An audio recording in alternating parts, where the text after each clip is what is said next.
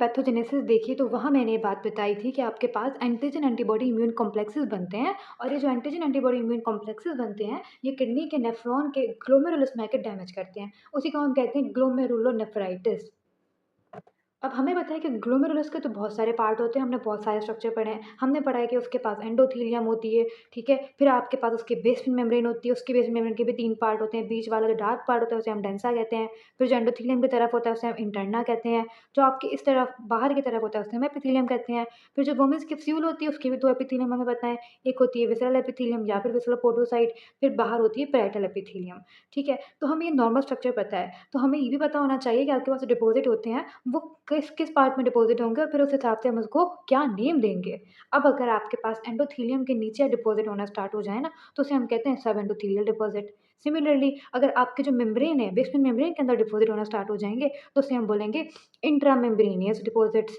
Similarly अगर आपके पास ये जो एपिथेलियम है, इसके पास डिपॉज़िट होना स्टार्ट हो जाएँगे, तो उसे हम बोलेंगे सब एपिथेलियल डिपॉज़िट। और आपको पता है कि आपके पास मेसेंजियम होती है, अगर मैं आपको पिक्चर रिवाइज़ करवाऊँ, तो आपके पास ये रही मेसेंजियल सेल्स आपकी, ठीक है? अगर यहाँ पे डिपॉज़िट होना शुरू हो जाएँगे, तो उसे हम कहेंगे मेसेंजियल डिपॉज़िट्स।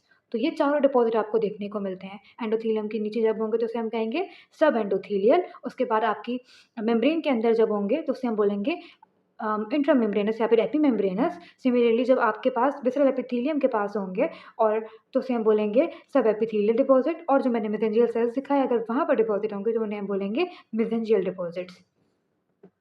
तो अब जब मैं आपको ये सारी टाइप की ग्लोमेरुलोनेफ्राइटिस पढ़ाऊँगी, तो मैं बोलूँगी एग्ज़ाम्पल में बोलूँगी कि आईजीओ नेफ्रोपैथी के पास मेसेंजियल डिपॉज़िट्स हो रहे हैं, तो यू शुड नो कि आपके पास यहाँ पे डिपोज़िशन हो रही होगी। सिमिलरली अगर मैं बोलूँगी कि आपके पास एक्यूट ग्लोमेरुलोनेफ्राइटिस के अंदर सब एपिथेलियल डिपॉज़िट हो रहे हैं, तो यू शुड नो कि आपके पास सब एपिथेलियल वाली जो जगह है, वो कौन-सी है, ठीक है? तो नंबर 1 पे आपके पास सब एपिथेलियल डिपॉज़िट है, जो कि एपिथेलियम के पास है। सिमिलरली एंडोथेलियम के नीचे आपको मिलेंगे सब endothelial deposit which is number 3। Number 2 पे आपको एपिमेम्ब्रेनस या फिर इंट्रामेम्ब्रेनस दिख रहे हैं। तो ये जो मेम्ब्रेन के अंदर अगर होंगे तो उसको हम बोलेंगे इंट्रामेम्ब्रेनस या फिर एपिमेम्ब्रेनस, और जो 4th है वो आपके पास मेसेंजियल डिपॉज़िट्स हैं।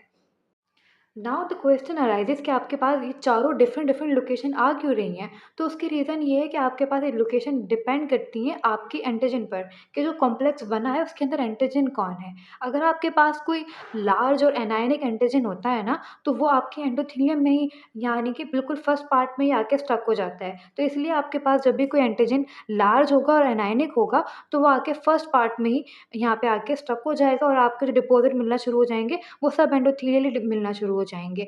फिर क्या होगा, फिर हो सकता है कि आपके पास कोई एंटीजन हो जो कि न्यूट्रल हो, तो वो आके मेसेंजियल डिपॉज़िट में मतलब आपके मेसेंजर में आके स्टक हो जाएगा। सिमिलरली हो सकता है कि कोई छोटा डिपॉज़िट हो, तो वो आगे एपिथेलियम तक जा सकता है और वहाँ पे आके फिर डिपॉज़िट हो सकता है, ठीक है? तो आपको जो स्मॉल कैटायनिक एंटीजन होते हैं, वो सब एपिथेलियली डिपॉज़िशन उनकी वहाँ होती है, ठीक है? तो ये जो लोकेशन है, ये डिपेंड करती है एंटीजन पर।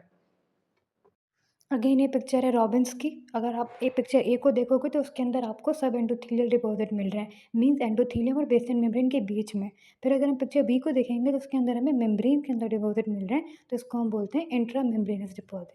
और जो पिक्चर सी है उसके अंदर आपको एपिथेलियम और बेसल मेम्ब्रेन के बीच में डिपॉज़िट मिल रहे हैं, तो इसको हम बोलते हैं सब एपिथेलियल डिपॉज़िट। और इसके अलावा आपको मेसेंजियम में भी डिपॉज़िट मिल सकते हैं।